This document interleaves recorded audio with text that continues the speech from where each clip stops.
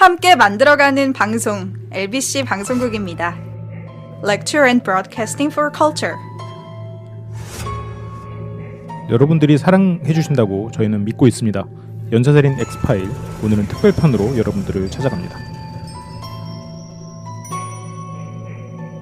안녕하십니까. 연쇄살인 엑스파일 진행을 맡고 있는 철철 교주입니다. 게스트 썰입니다. 네, 오늘 저희가 지난주에 예고해 드린 대로 이제 연쇄살인 엑스파일 이제 시즌 1의 연쇄살인마 소개는 이제 끝난 거죠. 네, 그렇죠. 그래서 이제 아마 2회나 3회에 걸쳐서 좀 특별편으로 저희가 좀 약간 잡담을 좀 하려고 해요. 네, 그렇습니다. 저희가 뭐 그동안 어떻게 준비했는지 레퍼런스 같은 소개도 좀 하고 아니면 뭐 댓글도 읽어드리고 등등 하려고 준비를 했습니다. 혹시라도 이제 연쇄살인마에 대한 소개를 계속 원하시는 분은 저희가 이제 시즌 2 그게 이제 언제가 될지 뭐 정확히는 확신을 드릴 수는 없지만 그 게스트 썰이 살아 있다면 뭐 살아 있다면 한 올해 한 7월 초에 녹음을 해서 한 7월 중순 정도에 방송 재개가 가능하지 않을까 뭐 그런 생각을 좀 해봅니다. 이제 대본을 더 이상 못 쓰겠대. 그래갖고 이 방송도 안 하려는 걸 내가 막 붙잡아서 했습니다. 나 못해 가면서 이렇게 그게 아니라 이제 아니 왜 그러세요? 이번엔 진짜 시간이 없어서 못 쓴다니까요. 그러니까 어쨌건 못 쓰는 거잖아.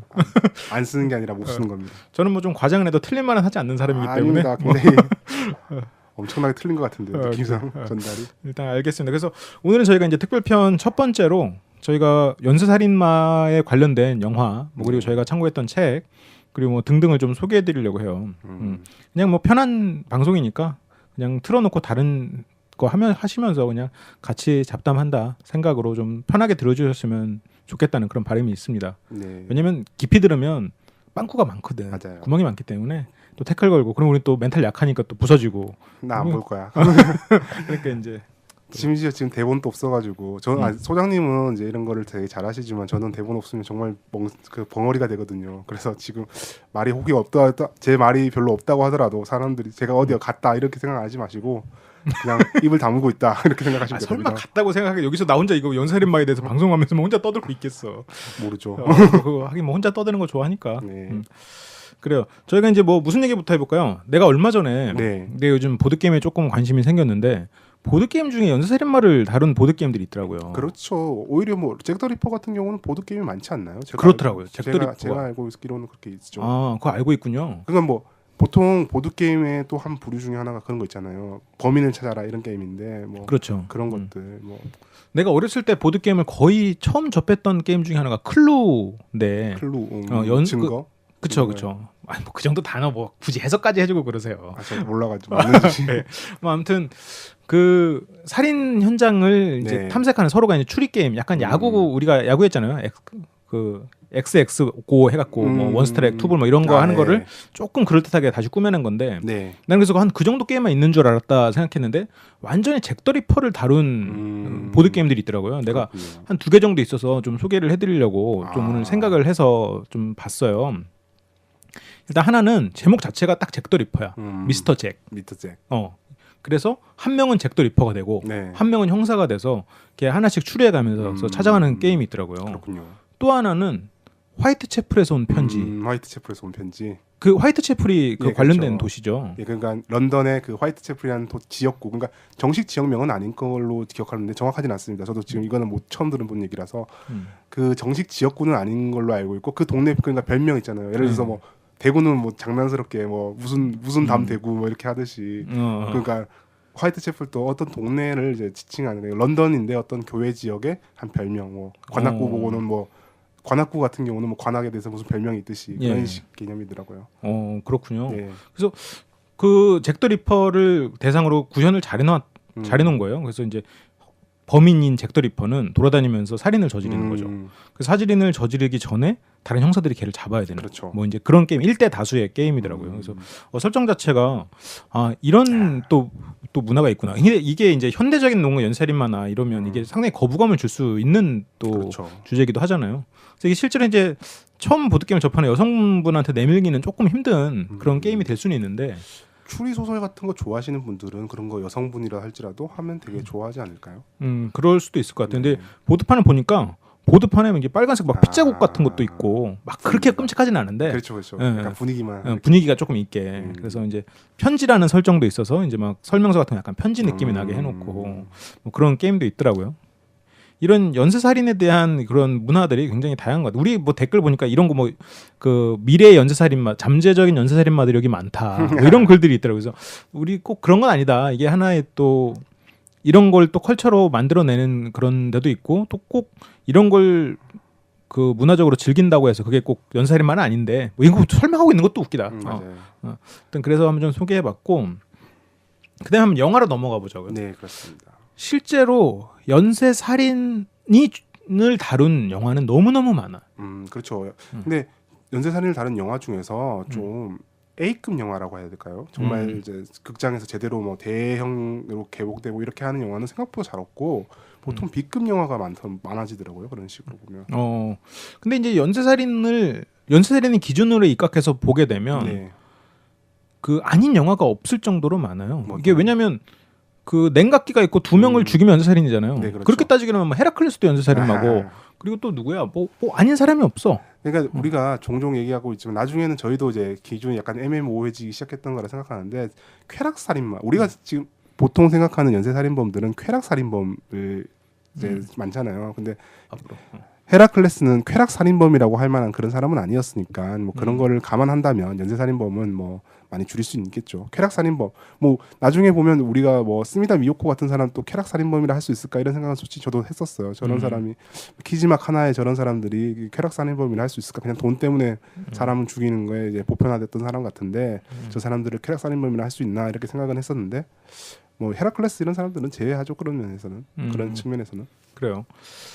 뭐 아무튼 그래서 좀 조금 범위를 좁혀봤어요. 그래서 연쇄살인마가 등장하고 그 살인마가 주인공인 영화. 네. 그렇게 좀 국한을 지어서 몇 개를 좀 생각을 해봤는데 네. 저는 제일 먼저 떠오른 영화가 아메리칸 사이코가 떠올랐거든요. 그 영화를 제가 못 봐가지고 그 영화를 해서 주인공 이름이 갑자기 생각이 나는데 걔 이름 뭐지? 크리스찬 베일인가요? 크리스찬 베일. 그러니까 거기서 그 사람을 알게 됐거든요. 영화는 못 봤는데 크리스찬 베일이라는 사람이 그런 영화를 찍었다더라라는 걸 되게 어릴 때 알았죠. 중학교 때인가 그때 알았죠. 그렇죠. 굉장히 오래된 네. 영화죠. 저는 그래서 이번에 봤어요. 떠올라서 이번에 본 거야. 근데 막상 보니까 연쇄살인마가 아니더라고. 아닌가요? 아니야. 그게 이제 그 영화에 너무 많은 걸 이제 스포일러잖아요. 스포일러가 될 수 있어서 더 이상 말하지 않겠는데 아니야. 그래서 조건에서 안 맞더라고. 근데 이것도 말 잘못했다. 원래 영화에서 최대 스포일러는 스포일러가 있다라는 게 말하는 게 스포일러라던데. 아 그래요? 반전이 있다는 거 제일 스포일러. 그러네. 그럴 수 있겠다. 최고 스포일러라던데 여기까지. 괜찮아. 솔직히 지금까지 안 본 사람은 안 봐. 그 언제 영화인데. 20년 전 영화인데. 그렇죠. 우리 말 듣고 볼 사람은 조금 그 정도 힌트여도 보겠죠. 네. 갑자기 뭐 내일 보려고 계획한 사람은 없을 거 아니야. 그렇죠. 그거 뭐 극장에서 개봉한 영화도 아닌데. 맞아. 뭐 있으면 뭐 미안합니다. Sorry. 나는 그 영화 떠올라서 근데 어쨌건 봤는데 어쨌건 네. 기준에 부합하지 않았고 게스트 썰이 떠올렸던 영화는 양들의 침묵이라고 그랬었어. 뭐 보통 양들의 침묵을 많이 떠올리니까요. 양들의 침묵 같은 경우는 정말 잘된 영화죠. 네, 대박을 터진 영화죠. 사실 이제 양들의 침묵이 3부작이잖아요. 예. 레드 드래곤, 이제 시기상으로 따지면 레드 드래곤, 양들의 침묵, 한디말 이건데 처음에 레드 드래곤이 이제 마인드 헌터란 제목으로 원래 개봉이 됐었어요. 이제. 근데 그 영화는 별로 그렇게 성공을 못 거뒀다가 거기도 안소니 홉킨스가 나오죠? 아니요. 한소니 홉킨스가 마인드 헌터에 안 나와요. 그때는 그래요? 안 나오고 이 마인드 헌터가 근데 성행은 별로 안 됐는데 양들의 침묵은 딴 감독이 맡아가지고 대박을 터뜨린 거예요. 그래서 다시 리메이크 됐구나. 그러니까 레드 드래곤이 한 10년인가 20년 있다가 이제 예. 리메이크 된 거죠. 그래서 음. 했는데 양들의 침묵에 뭐 하니발이라는 존재가 워낙 그 대단한 존재다 보니까 뭐 사이코패스 연구 전문가였던 이제 로버트 헤일이라는 이제 정확히 이름이 지금 맞는지 기억이 안 나는데 그 캐나다에 되게 저명한 이제 사이코패스란 개념을 이제 정립한 이제 심리학자가 그 하니발은 소시오패스인가 사이코패스인가에 두고 이제 막 분석한 글을 쓰기도 했었어요. 보니까 뭐 전 모르겠던데 뭔 소리인지 모르겠던 한데. 그렇군요. 예. 의외로 영화를 대상으로 다시 학문적 연구를 하는 경우가 제법 있더라고요. 그리고 예. 그런 책 중에 잘 된 책도 있고 그 매트릭스로 철학하기도 굉장히 철학적으로 좋은 그렇죠. 책이거든요. 심지어 어떤 사람은 에반게리온 가지고 에반게리온의 상징적인 요소들에 대해서 철학적 분석이라고 해서 우리나라 사람 썼어요. 그것도 심지어. 그래요? 그 교수가 심지어 철학학 교수가 에반게리온 분석하기 가면서 책을 썼더라고 하더라고요. 한번 보려다가 너무 덕후 같아서 안 봤습니다. 아니 뭐 덕후 같은 게 뭐 어떻습니까? 싫은데요. 그래요? 아니 저는 뭐 장난이고. 개인적으로 뭐 저는 굉장히 강력한 덕후라고 생각해요. 그 성향도 강하고 뭐 그런 무슨 덕후. 여러 가지 분야에서 빠져드는 걸 좋아하니까. 여하튼 한니발 같은 경우가 이제 그러니까 좀 독특한 발상의 캐릭터니까 그러니까 우리 사실 저희 방송에서 늘 얘기하고 있지만 실제 연쇄살인마 중에서 한니발 같은 사람은 잘 없다, 거의 없다고 그렇죠. 보는다 이렇게 하고 있지만 그럼에도 불구하고 한니발이 굉장히 매력적인 캐릭터다 보니까 그거에 대해서 이런저런 뭐 이야기를 많이 하더라고요, 사실상. 그러니까 사람들은 연쇄살인마 하면 한니발을 먼저 떠올리는 것 같아요. 그게 모든 연쇄살인마들이 그렇게 굉장히 머리가 좋고 젠틀한 평소의 모습. 그런데 실제로는 아니죠. 거의 뭐 이제 우발적이고 자기 쾌락을 이기지 못하는 그런 뭐 약간 어떻게 보면 좀 사회 밑바닥에 있는 사람들이 연쇄살인 저지르는 경우가 많죠. 잃을 게 없는 사람들. 네.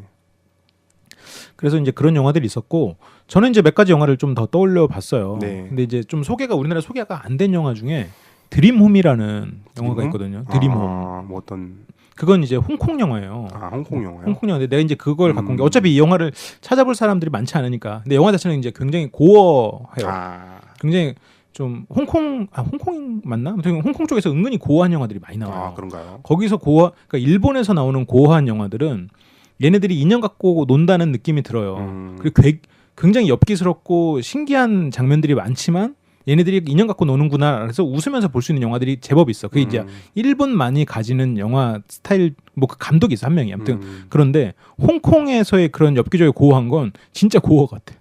진짜 잔인해요.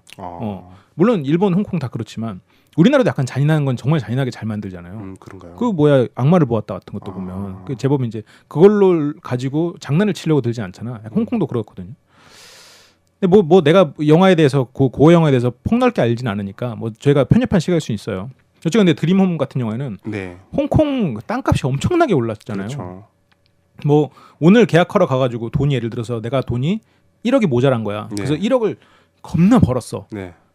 다음 주에 갔더니 2억이 올라 있는 거야. 예를 들어 거의 그런 수준의 그런 이제 수준에. 거의 막 그 살인적인 그 폭동이거든. 자기 집 갖는 게 정말 너무너무 높은 꿈인 거예요. 어려운 꿈인 거야. 그런 지금 현대 시대를 반영한 거에서 그 집값을 낮추려고 그 집에 사는 사람들을 죽이고 다니는 거예요. 여자가 이제 그런 설정이에요. 그래서 이게 약간 아메리칸 사이코랑 비교를 해보면 아메리칸 사이코도 실제로 그 미국의 문화와 그 잘난 남들에게 따라잡기 위해서 아둥바둥하는 한 그 젊은 그런 세대를 어떻게 보면 젊은 세대 어쨌든 그런 사람들에 대한 비평과 풍자가 담겨 있잖아요. 네, 그렇습니다. 이 드림홈은 그 홍콩의 현재 그 과도한 그 부동산 경쟁으로 인해서 그 사람들 나도 뭔가 꿈이 있는데 그걸 얻지 못하는 사람의 그거를 그 잔인한 살인으로 빗대서 만들어 놓은 거거든요.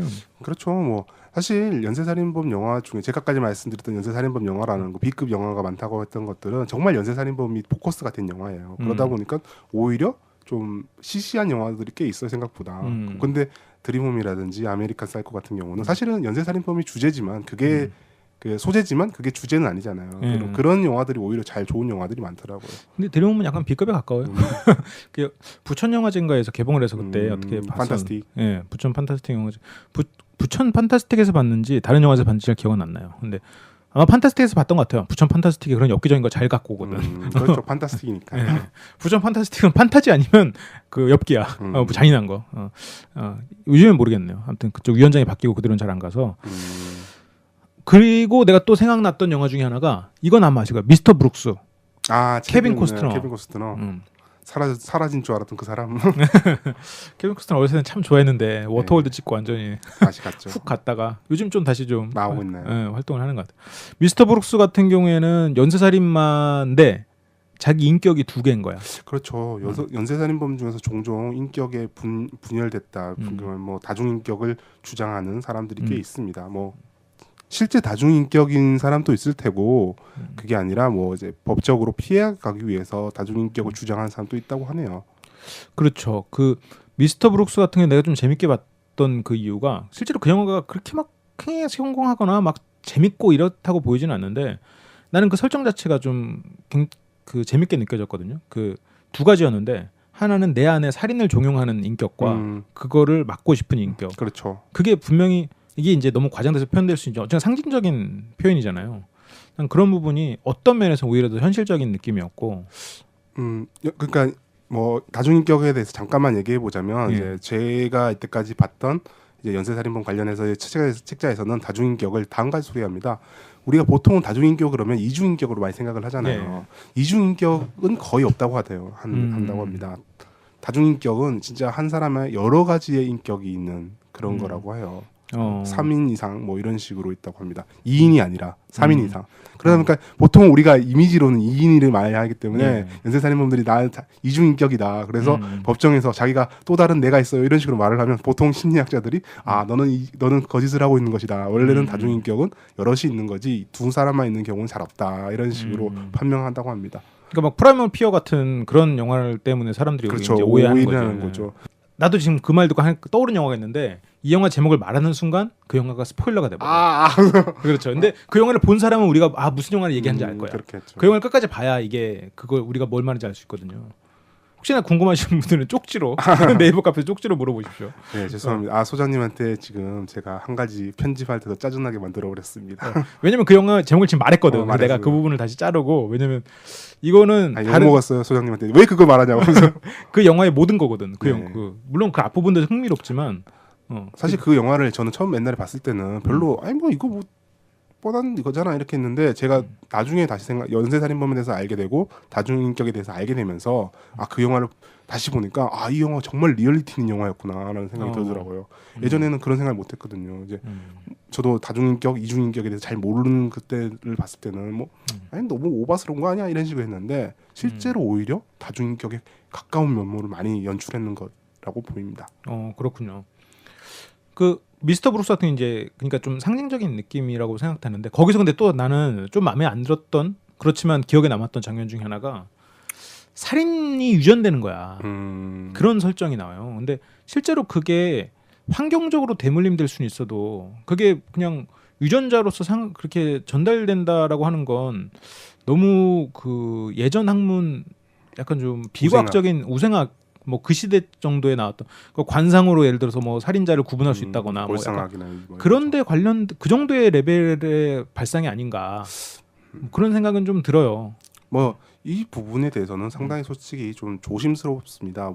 저희가 조심스럽다는 게 아니라 학자들이 조심스러워해요. 왜냐하면 이제 자기들도 유전적 영향이 있다 이렇게 말하고 싶은데 이거 말하는 순간 자기가 까일 것 같으니까 이제 말을 잘 못하는 거예요. 그러니까 굉장히 애둘러서 말을 하긴 합니다. 그러니까 이런 얘기는 해요. 가끔씩 이게 의혹을 제기하는 사람들 중에서 종종 이런 제기를 하죠. 보니까 이제 이 사람 연쇄살인범들의 항상 친아버지, 친부모들은 대부분 폭력적인 성향이 굉장히 많더라.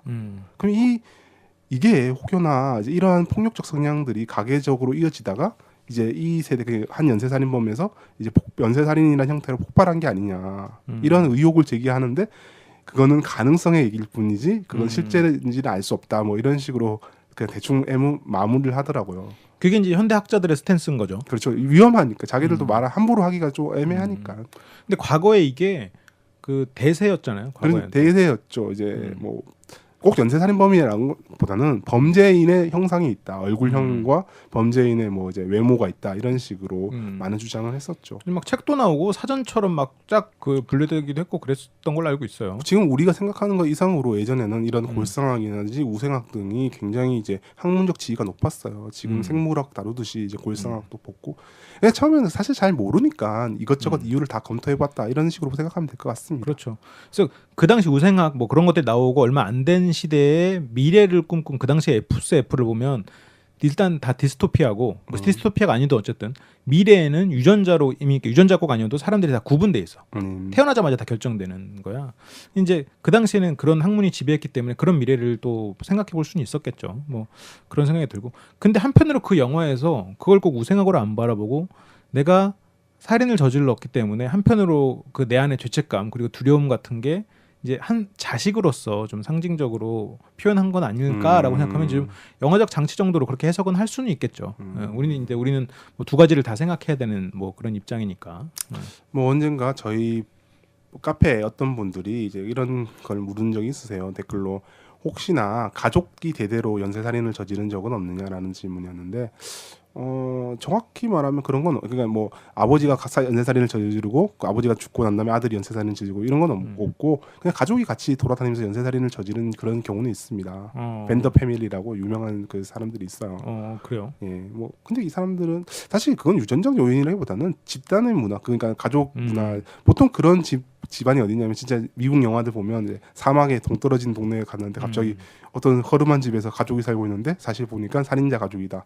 이거하고 비슷한 얘기거든요. 그런 영화는 많죠. 아주 네. 뭐 그게 실사판이었던 거죠 옛날에. 뭐 진짜. 데드 캠프, 힐사이즈 뭐 또 뭐였죠? 그런 건 정말 많아요. 그 사람들이 유전적인 거보다는 이제 격리된 집안에서 격리된 소가족들끼리 자신들이 공유하고 있던 어떤 문화, 가족 문화 이런 거라고 보는 게 더 맞지 않을까 저는 생각을 해봅니다. 그러니까요. 그걸 가지고 뭐 유전된다 그렇게 보기는 좀 힘들 것 같아요. 그리고 굉장히 위험한 학문인 것도 사실이죠. 그런 게 굉장히 여러 가지로 나쁘게 쓰일 수 있고 나쁘게 또 쓰였고. 네, 많이 그렇죠. 그렇습니다. 그러면 나는 영화에 대해서 내가 솔직히 이걸 하려고 좀 많이 떠올려봤어. 내가 왜 연쇄살인이 아닌 영화가 없다고 생각을 했냐면 예를 들어서 킬빌도 연쇄살인마잖아. 아, 킬빌요. 킬빌. 뭐 복수극을 합시다. 지금 그러니까 지금 생각해 보면 내가 말하는 그 연쇄살인들의 목적이 지금 돈 네. 그리고 두 번째 말했던 것 같은 경우는 이제 자기 한편의 쾌락. 네. 그러니까 미스터 브룩스 같은 경우는 자기의 이제 쾌락이잖아요. 네. 욕구를 해소하기 위해서 밥 먹는 것처럼. 살인 욕구죠. 살인욕. 그리고 아까 말했던 처음에 드림홈 같은 경우는 경제를 위해서 여자가 살인을 하는 좀 특이한 케이스긴 하죠. 이제 칼이나 뭐 도구를 안 가려 그 여자는 이제 집에 침입해갖고 막. 근데 아마 여자의 몸이다 보니까 이제 막 살인하다 다치고 막 그런 거 나오고. 근데 이제 킬빌 같은 경우에도 복수가 목적이든 어쨌든 우리가 다른 연쇄살인마에도 여자 같은 경우에는 감정적 복수를 목적으로 살인을 저지르는 경우가 분명히 있으니까 심지어 자기 자식도 죽이는 우리가 또 그런 케이스도 다루잖아요. 킬빌도 들어가고 또 생각 떠올렸던 게 소우도 들어가잖아요. 소우. 근데 킬빌을 한번 늘려고 생각하니까 안 들어가는 게 없어. 다 웬만하면 다 들어가더라고. 복수이니까 정확히 말하면 뭐 그렇게 저희가 예전에 들었던 페드로필류가 그러잖아요. 자신의 약혼녀를 죽였던 그 마야 패밀리를 대상으로 범죄를 저질렀다. 그렇죠. 근데 그거는 사실 연쇄살인이라기보다는 연속살인 혹은 대량살인의 개념이 가깝기 때문에 뭐 연쇄살인처럼 이렇게 그런 감정적인 이제 냉각기 이런 것이 없기 때문에 이제 그런 연속살인 혹은 대량살인 쪽으로 보는 게 맞지 않나. 킬빌의 주인공은 냉각기가 있죠. 그렇다고 해서 킬빌의 주인공은 냉각기가 정확히 있습니다. 복수잖아요. 한 명을 죽이고 딴 사람을 찾아가야 되니까. 찾아야 되니까. 죽이고 싶은데 못 찾고 있으니까 못 죽이는 거고. 그리고 내가 또 떠올렸던 영화 중에 하나는 굉장히 좋은 영화예요. 케빈에 대하여라는 영화인데 그거는 실제로 또 연쇄살인이 아니죠.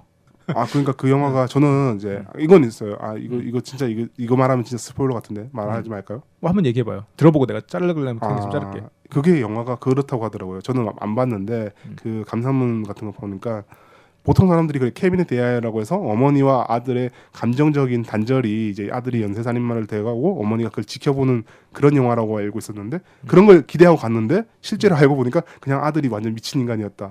그리고 그걸 바라봐야 되는 어머니의 모습 뭐 이런 식으로 설명해 주더라고요.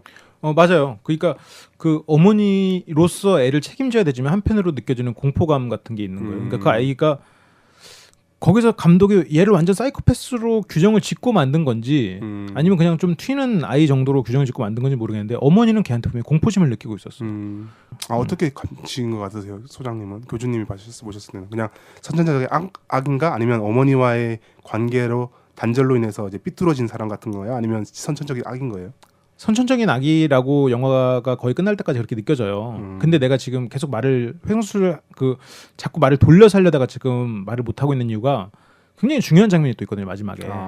그래서 그 영화를 끝까지 보고 나면 그게 아닌 뒤통수까지는 아닌데 이게 선천적 악에 대한 표현이 아니었을 수도 있겠다. 이게 어쩌면 어머니의 시각으로서 바라봤기 때문에 이게 어쩌면 단절이고 그러니까 어머니가 최대한 노력해 거기서 최대한 노력한데 혹시 감독이 뭔가 여지를 남겨주고 싶어서 이런 장면을 넣은 건가? 아니면 이 어머니의 그 끝까지 가는 노력 그게 이 친구를 바꿨다는 아니면 뭐 그런 표현을 하고 싶었던 건가? 이제 그것에 대해서는 좀 관객의 몫인 것 같아. 이거 우리 진짜 되게 완벽한 스포일러 같은데. 내가 이거 안 말하려고 계속 지금 근데 자꾸 물어봐가지고 이거 참 죄송합니다. 케빈에 대하여 저희가 쏠게. 저희 뭐 스포일러 당했다고 생각한 사람 오세요. 저희가 보여줄게. 근데 그거는 그 반전 영화가 아니에요. 반전 이런 영화보다는 사람의 심리를 따라가면서 맞아요. 그런 걸 표현한 영화이기 때문에. 저도 그 여자 주인공이죠. 여자 주인공을 이 작품 때문에 알게 됐어요. 틴다 스위튼이죠. 틸다 스위트. 틸다 스위튼. 그 설국열차에서 예. 굉장히 그 뭐라고 해야 돼? 그 앞니 튀어나오고 총리인가? 이상한 분장하고 나오잖아요. 네. 연기 잘하더만. 원래 굉장히 지적인 배우거든요. 지적 연기 잘하는.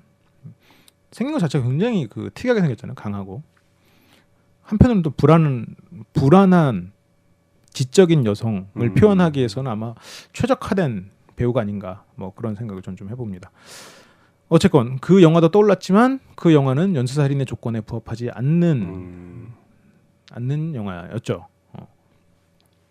그리고 난 뭐 그 정도로 떠올랐어요. 혹시 뭐 떠오른 영화가 있었나요? 떠오른 영화는 아니고 이제 사실 연쇄살인을 다룬 영화는 아닌데 제가 이건 한번 다 정말 해보고 싶었던 영화 중에 하나가 데블스 노트라는 영화가 있어요. 지금 요즘에 굉장히 핫한 콜린 퍼스가 나온 영화거든요.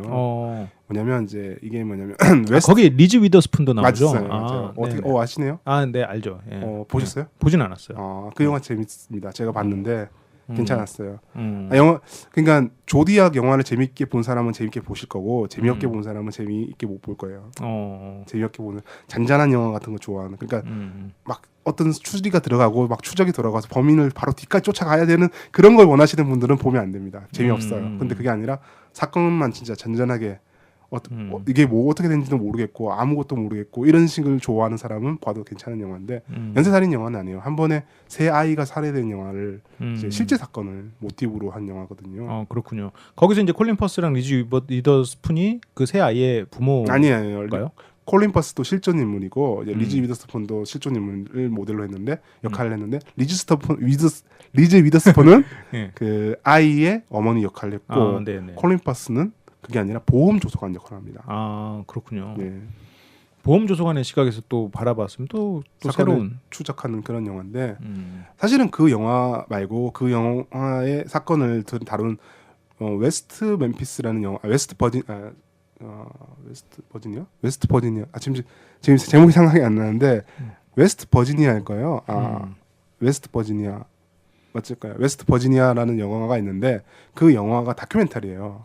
이 영화에서 이 사건에서 뭐냐면 이게 웨스트 버지니아 3라고 뭐냐면 3명의 소년이 죽었고 그 사건으로 인해서 3명의 청소년이 감금이 되거든요. 이 사람들이 살인자 혐의로 했는데 이게 수십 년 뒤에 살인 혐의가 인정이 안 돼서 결국은 이 3명이 사복 거래로 풀려납니다. 이 과정을 이제 담은 다큐멘터리 영화가 있어요. 그거가 거의 비슷한 시기 같이 나왔거든요.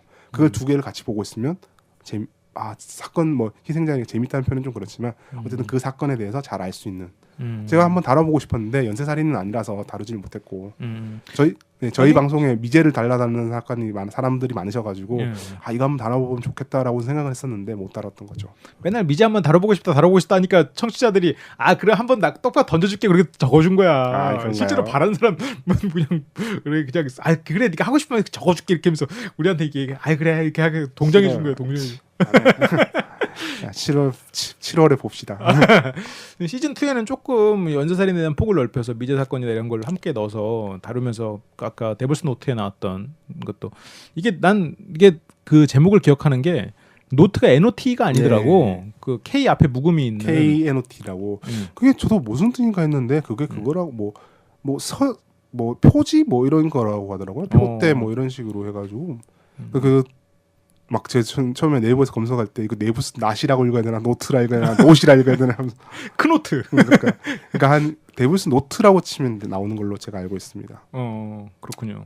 영화가 좀 그러니까 잔잔해요. 뭐 딱히 위기감도 없고 그런 건데 대신 그 사건 자체를 굉장히 조망을 잘했습니다. 사건에 이제 굉장히 충실하고 막 보고 있으면 다큐멘터리 같은 느낌도 많이 사실 들고. 그렇군요. 네. 그럼 데블스 노트도 그러니까 제가 처음에 이제 기준을 잡았던 건 연쇄살인마가 주인공이라고 생각했는데 이게 또 너무 넓고 그러다 보니까 이제 좀 영화를 이것저것 또 얘기를 하게 됐는데 이 살인마 자체를 다룬 건 또 많죠. 살인범에 대한 얘기. 제프리 다머 다른 영화만 해도 3-4편 있는 걸로 알고 있습니다. 그래요? 예. 그 중에서 이제 저희가 저번 방송 시간에도 얘기했을 거예요. 이제 그때 제프리 다머 방송 때도 얘기했지만 이제 그 호크아이 아시죠? 호카이 알죠? 예, 호크아이로 출연했던 배우. 그 지금 이름이 기억이 안 나는데 제레미 러너인가? 제레미 러너 맞는 것 같아요. 제레미 러너가 주연을 맡았던 다머라는 영화가 있어요. 아 그렇구나. 그거는 이제 극장에서 개봉했던 영화고 TV용 영화도 한 2편 있는 걸로 알고 있습니다. 아 나도 기억이 났는데 테드 번디라는 영화가 있어요. 네 맞아요. 소장님 옛날에 처음 보셨다면서요? 예, 그거를 그것도 부천 영화에서 내가 본 것 같아. 그렇지. 그때 네크로맨틱이랑 테드 번디 이런 게 같이 막 거기 막 심야 그 잠들지 못하는 영화인의 밤인가 뭐 그런 거에서 이렇게 틀어졌던 것 같아. 내가 하여튼 오래전 기억이라 잘 기억 안 나는데 테드 번디는 그렇게 고어하지 않다고 들었는 것 같은데.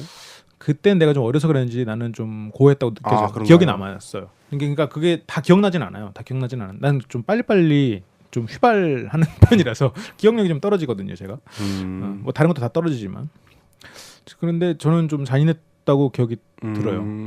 그 제일 기억에 남는 게 이제 그 해변에서 여자 2명을 동시에 유혹해서 사마미씨 호수 사건이잖아요. 그거가 이제 영화에서 나오거든요. 네, 맞죠. 막 이제 파이프로 이제 굿하면서 살인을 하는 뭐 그런 것도 다 적나라하게 나왔던 것 같고. 맞아요. 소장님이 그때 그 방송 때 말씀하셨어요. 이거요. 아 그랬구나. 벌써 난 그것도 기억이 안 나잖아요. 저는 명확한 휘발성 기억력을 갖고 있기 때문에 전 저의 기억력에 대한 불신을 확신합니다. 그 산마미시호 사건 인상 깊었던 것 같습니다. 그렇죠.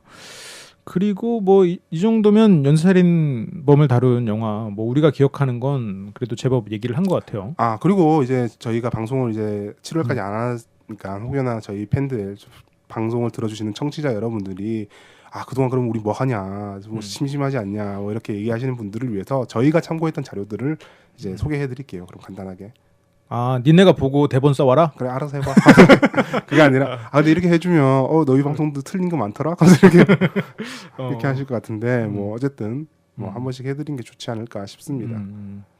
혹시 뭐 이게 대본을 쓸 시간이 조금 7월까지는 부족해서 못하는 게 혹시라도 이거 가지고 대본 한번 써볼 수 있을 것 같아라고 생각되시는 분은 써서 주시면 대본이 2개 모일 때마다 방송을 그걸 녹음을 하겠습니다.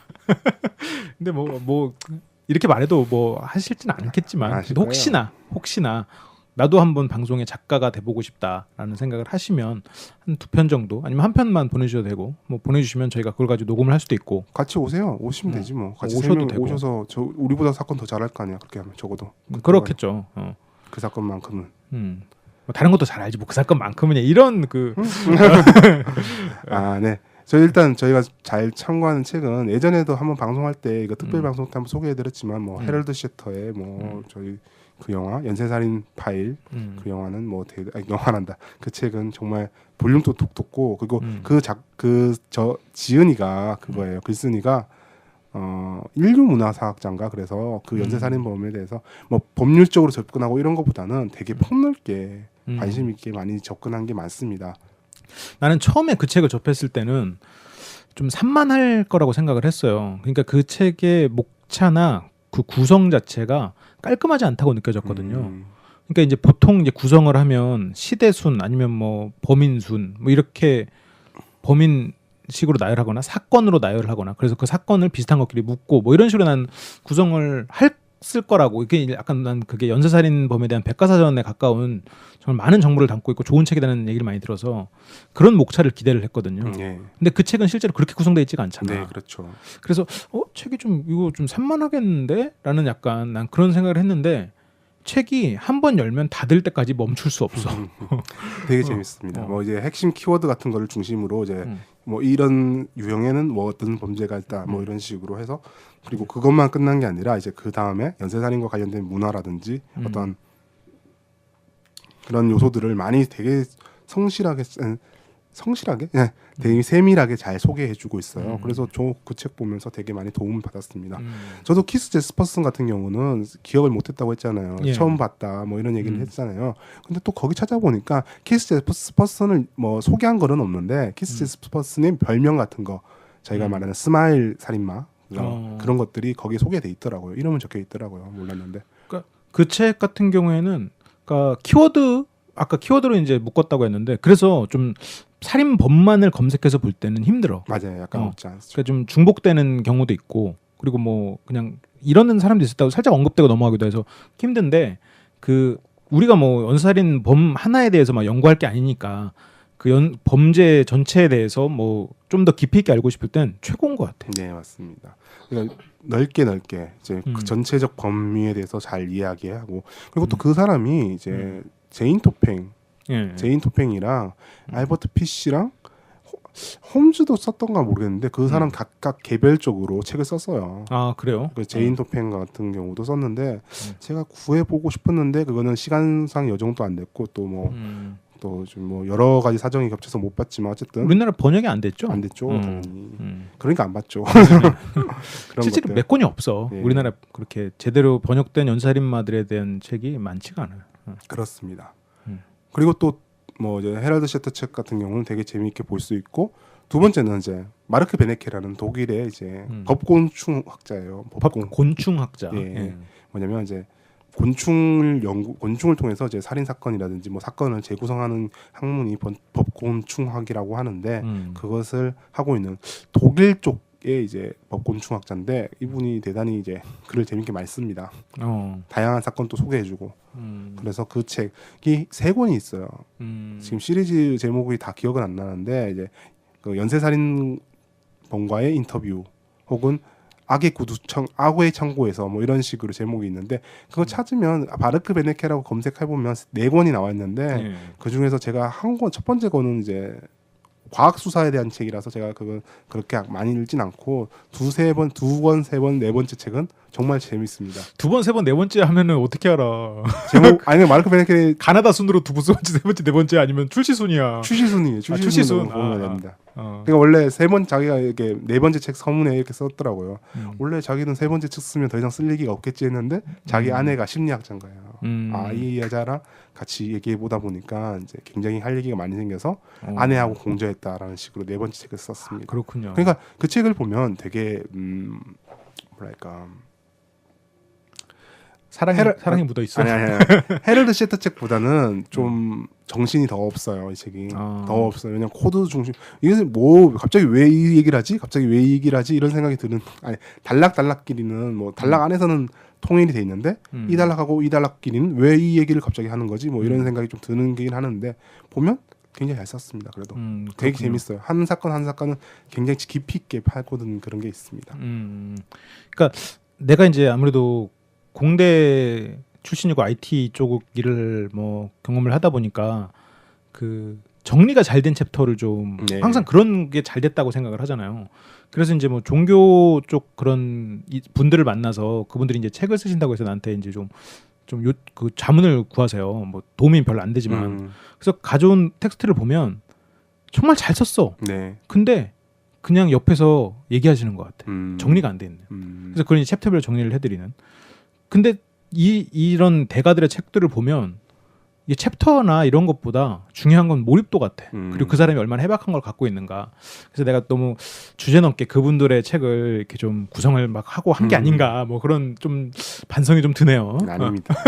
그리고 방금 말했던 마르크 베네케 맞나요? 그 마르크 베네케의 살인자들과의 인터뷰. 아마 제목은 내가 정확히 모르겠는데 연쇄살인범들과의 인터뷰 이런 걸까요? 네. 그 책에 나온 에드 캠퍼 그 부분으로 우리가 구성을 하지 않았었나요? 에드 캠퍼요? 아니에요.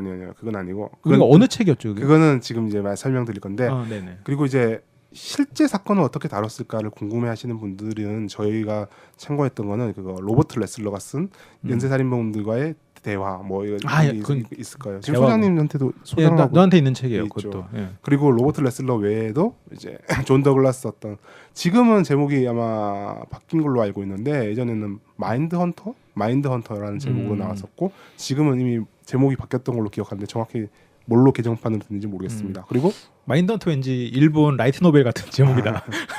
옛날에 한 90년대에 이제 번역돼가지고 그랬을 거예요. 그리고 저도 사실 아직 못 읽어보는 책이 있는데 프로파일링 빨간색 표지. 아니요. 그게 아니라 누구지? 로버트 레슬러랑 존 더글라스랑 함께 활동을 했었던 프로파일러 중에서 로이 헤이즐우드라는 사람이 있습니다. 그 사람이 책을 썼는데 그게 프로파일링 파일인가? 프로파일러 노트라는 제목의 책이 있어요. 그 책까지 3권. 그리고 저번에 이제 로버트 레슬러의 제자 로버트 레슬러의 밑에서 이제 공부를 했고 이제 오스트리아에서 이제 프로파일러를 하고 있는 지금 토마스 밀러라는 사람이 쓴 인간이란 야수라는 책이 있는데 이 책은 좀 아까 좀 뭐랄까 좀 거의 에세이스듯이 해가지고 이게 무슨 얘기야? 이게 무슨 소리를 하고 싶은 건지 좀 와닿지 않는 감이 있지만 어쨌든 현장에서 활동했던 사람들의 이제 그 경험담을 담은 책들이에요. 토마스 밀러 이름은 굉장히 많이 들어보는. 저희가 예전에 이제 뭐지 그 폴 베르나르도와 칼라 호모카 사건을 할 때 이제 환상과 이제 예. 살인이 어떻게 어릴 적에 학대와 환상과 살인이 어떻게 구성되는가 이런 것을 이제 토마스 밀러가 정리한 거를 참고했었던 적이 있죠. 그랬었군요. 이게 우리가 지금 전혀 대본이 없이 생각을 계속 더듬어가면서 하다 보니까 나는 실수가 굉장히 많을 줄 알았는데 잘하네요. 게스트를 확실히. 아닙니다. 뭐 꽁으로 한 게 아니야. 소장님이 왜 지금 교주님께서 왜 토마스 밀러를 많이 들어보셨냐면 축구 선수의 토마스 밀러라고 되게 유명한 애가 있어요. 아 그래요? 그렇지. 요즘에 하잖아요. 밀러 그러면서. 아 밀러 뭐 하긴 토마스 밀러 이름 자체가 흔할 수는 있겠다. 네. 바이에른 미넨에서 활동하고 있는 밀러라는 선수가 있어서 뭐 오고 가다 들으실 수도 있을 거예요. 뭐 그랬을 수도 있겠지만 뭐 저는 스포츠에 대해서는 좀 더 완전 문외한이기 때문에 네. 뭐 아무튼 그렇군요. 그리고 최근에 제가 여성 연쇄살인범들을 많이 다루다 보니까 이제 최근에 슈테판 하르트보르트라는 이제 독일인지 오스트리아인지 정확히 모르겠어요. 이분은 약간 자기 출신지 잘 안 설명해 주더라고요. 이분이 그러니까 이 사람도 형사 출신이었는데 이제 프로파일러와 형사를 하다가 이제 퇴직한 다음에 그 경험담을 삼아서 이제 연쇄살인범 같은 걸 토기하고 있는데 되게 책을 잘 쓴 책이 많은데 우리나라에 소개된 책은 그 중에서도 특히 여성 연쇄살인범들에 대해서 다룬 책입니다. 보면 괜찮아요. 나쁘진 않은 것 같아요. 저자가 뭐라고 이름이? 슈테판 하르보르트. 슈테판 하르보르트. 저도 읽다가 지금 요즘에 갑자기 일이 생겨가지고 못 읽고 있는데 여성 연쇄살인범들의 사례를 잘 돌아가면서 케이스마다 예를 들어서 금전적 욕구 때문에 살해한 경우, 아니면 메데이아 컴플렉스 같은 경우, 뭐 아니면 남편과의 그 새 연인과의 출발을 위해서 가족들을 살해하는 경우, 혹은 죽음의 천사, 뭐 이런 것들, 죽음의 간호사, 뭐 이런 거죠. 이런 것들을 다양하게 다룬 그런 책입니다. 그렇군요. 이건 그냥 내가 말도 안 되는 생각을 해보면 연쇄살인범에 관련된 책 중에 제일 잘 된 게 우리가 처음 소개한 연쇄살인범 파일이잖아요. 네, 헤럴드 시어터가 쓴 헤럴드 시어터. 그래서 그 책이 잘 되다 보니까 구성을 자꾸 그런 쪽으로 가져가는 것 같아요. 서로 외국인들이 이제 그런 유해 책을 그렇게 잘 쓰나 봐요, 생각보다. 그 토마스 밀러 같은 사람이 쓴 책을 보면 이 무슨 얘기를 하고 싶은 거야. 그래서 아니 되게 막 한 줄 두 줄 정도 인용할 건 되게 넘쳐나요. 되게 많은데 무슨 얘기를 이렇게 하고 싶은 걸까? 그 자체가 뭐냐면 그 책 자체가 어떤 구성이냐면 그 어떤 연쇄살인범과 대화하러, 인터뷰하러 갔는데 그 과정에서 자기가 드는 생각들을 막 나열하는 식으로 썼던 그런 구조다 보니까 왜 뭐하러 이렇게 썼을까라는 생각이 좀 솔직히 들긴 하거든요. 그렇군요. 그 반대로 일본 작가들은 정리를 엄청나게 잘해. 그런가요? 그 키워드 딱딱딱 해가지고 그거에 따라서 다 읽고 나면 무슨 내가 뭘 읽은 건지 내용은 모르겠는데 그 구조화가 굉장히 잘 돼 있는 뭐 그런 책들이 많았던 것 같아요. 그것도 좋습니다. 그래 아마존을 제가 요즘에 최근에 많이 썼거든요. 이제 아마존 킨들이 이제 옛날에는 킨들이라고 해서 새로 기계가 있어야만 읽을 수 있었는데 이제는 핸드폰 어플로 킨들이라는 게 있어요. 그거 깔면 그냥 핸드폰에 읽을 수 있는 거야? 핸드폰으로 읽을 수 있어요. 그 중에서 제가 다뤘던 스미다 미요코 사건 같은 경우 제가 그거를 다운받아서 했거든요. 그냥 그 스미다 미요코 사건을 다뤘던 사건.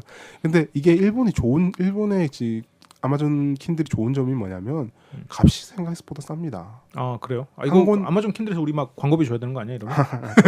그 제가 읽었던 책은 이제 뭐냐면 6,000원이었나 7,000원 정도였던 책을 썼어요. 그러니까 책 분량으로 따지면 한 200페이지 정도 되는 책이었는데 저는 솔직히 일본어 잘 못해요. 그냥 뭐 한자 읽는 수준밖에 안 돼가지고 그렇게 뭐 억지로 의역해가면서 읽었는데 일본어를 잘하시는 분 혹은 또 그리고 관심이 있으신 분들은 아마존 킨들을 이용하시면 좋은 효과를 거둘 수 있을 것 같습니다.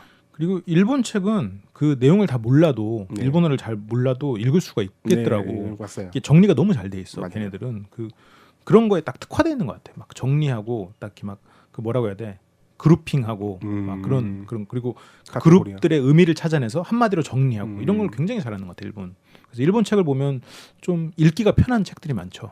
그리고 또 한 가지 저번에 제가 그 미야자키 쯔토무 사건을 다루면서 사실 왜 불편했냐면 제가 이 사건을 뭐 조사하면서 같이 이제 이 사건을 모티브로 해서 쓴 책이 있어요. 일본 소설가가 쓴 책이 있는데 사륙에 이르는 병이라는 책이 있어요. 그 책을 제가 읽고 봤거든요. 그러니까 사륙에 이르는 병은 그 사건하고 좀 달라요. 그냥 연쇄살인범의 심리 정도로만 비슷하게 따라갔다라고 하는데 소설이에요? 아니면 소설입니다. 소설이에요. 소설인데 그 책이 좀 어떻게 이게 통과됐을지 이런 생각들 정도로 굉장히 좀 잔인하게 묘사가 잘 돼 있어요. 그래서 저 깜짝 놀랐습니다. 어우 야 뭐지? 저는 사진을 보고도 별로 반응을 안 했는데 이 소설을 보니까 좀 약간 역한 반응이 있더라고요. 뭐 막 토하고 뭐 그런 건 아니고 그냥 야 이거 좀 한데 뭐 이런 식으로 있잖아요. 이런 느낌을 받게 했는데 그 책을 같이 읽어 보니까 야 이거 좀 심하다 이런 생각이 확 들더라고요.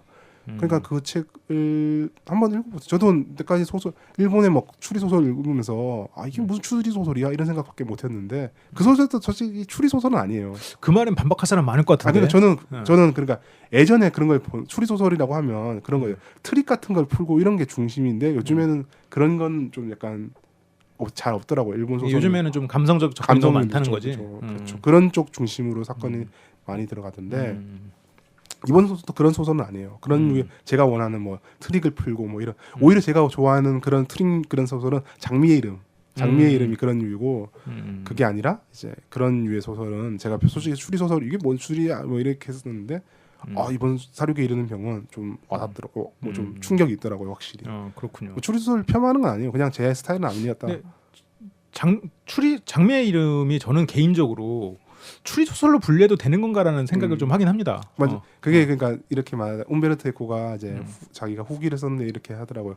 추리 소설의 기법을 좀 데려왔다. 그러니까 뭐 범인을 찾는 그런 기법을 찾아왔다 이런 거를 하는가. 저는 그런 걸 그게 맞다는 생각이 저도 그 추리의 기법을 빌린 그게 약간 움베르토 책은 그 에코 책은 진짜 범인문학적 모든 지식이 담겨 있는 나 똑똑하다 이거 하고 싶어 현학적이면서 그 얘기를 하고 싶어서 쓰는 책 같아서.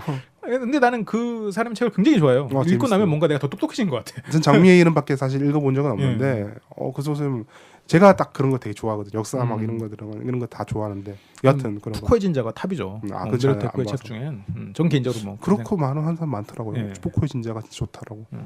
저는 이제 옛날에 2권짜리 푸코의 추로 읽었는데 도저히 읽을 수가 없는 거야. 지금도 2권 아닌가요? 지금은 3권짜리로. 3권 모르겠어요. 지금 다시 뭐 어떻게 재판된지 모르겠는데 각주를 더 많이 늘려놨더라고요. 그래서 조금 그걸 나이가 들어서 그걸 보면서 보니까 좀 볼 수가 있겠더라고.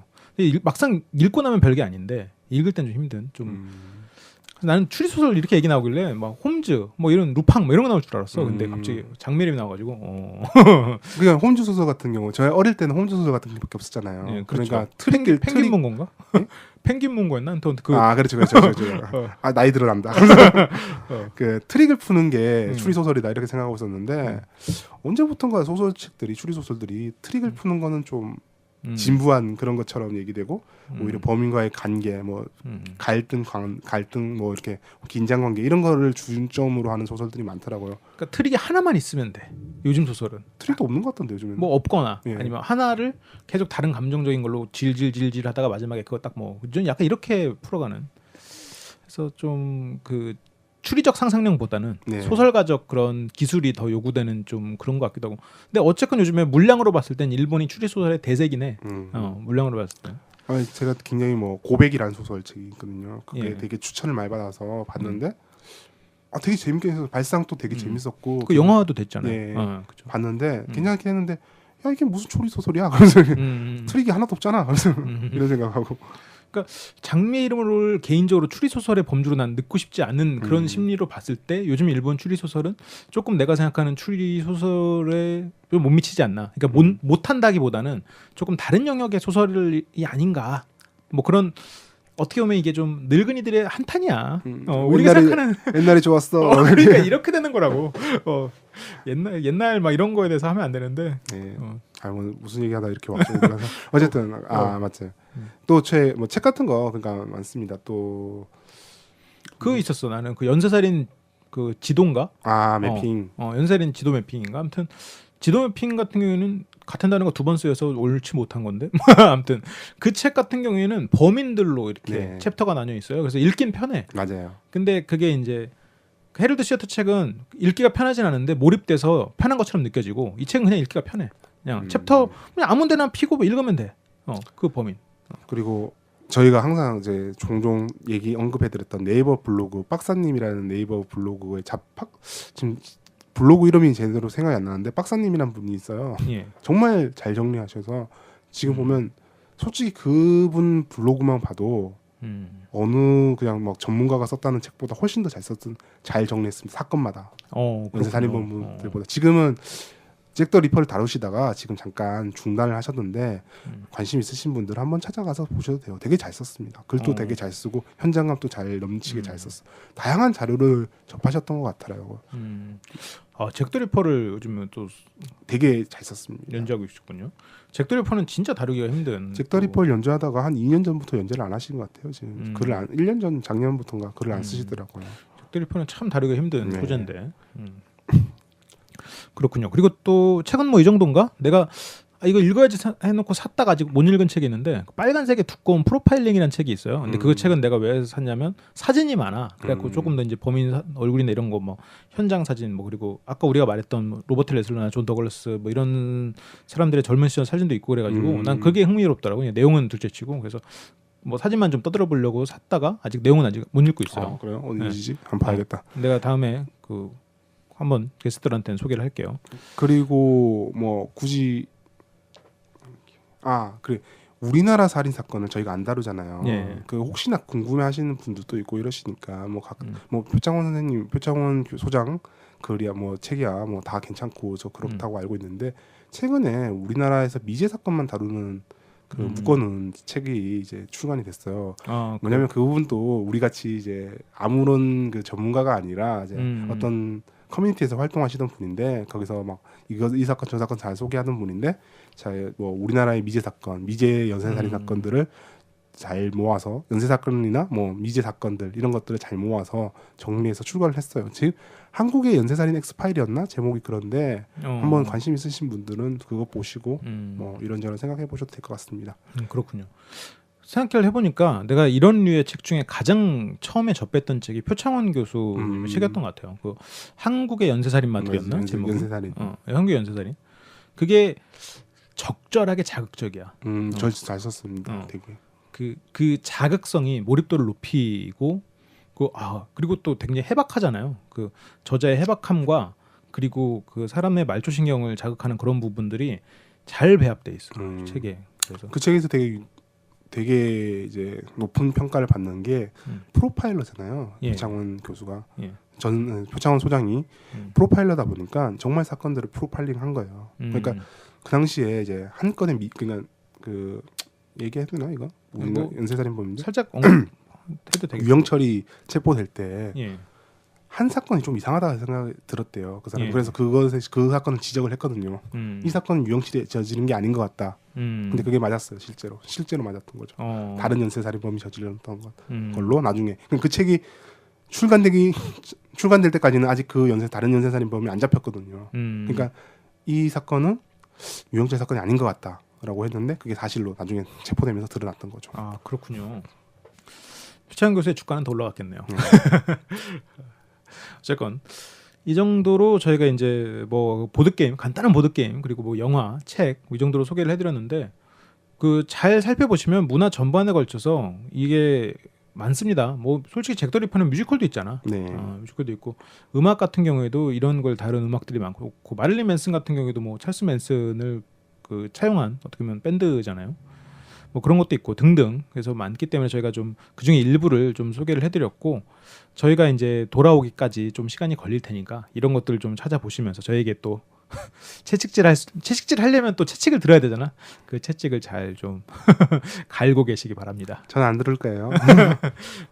저희가 이제 좀 당분간 뭐 다음 주에는 좀 간단한 또 댓글 읽어드리고 여러분들과 좀 소통을 하는 그런 시간을 마련을 하긴 하겠지만 또 저희 방송 또 당분간 멈추는 것에 대해서 너무 노여워하지 마시고 서운해만 해주시기 바랍니다. 네, 제 탓입니다. 7월에 꼭 찾아뵙도록 하겠습니다. 그래요. 그럼 저희는 이제 오늘 방송은 이 정도 마치고 혹시나 저희를 후원해주고 싶으신 분들은 네이버 카페 LBC 방송국 찾아오시면 그 관련된 내용을 확인하실 수 있습니다. 그럼 저희는 또 다음 주에 간단한 댓글 읽어드리는 방송으로 돌아오도록 하겠습니다. 지금까지 철철교주였습니다. 게스트 썰이었습니다.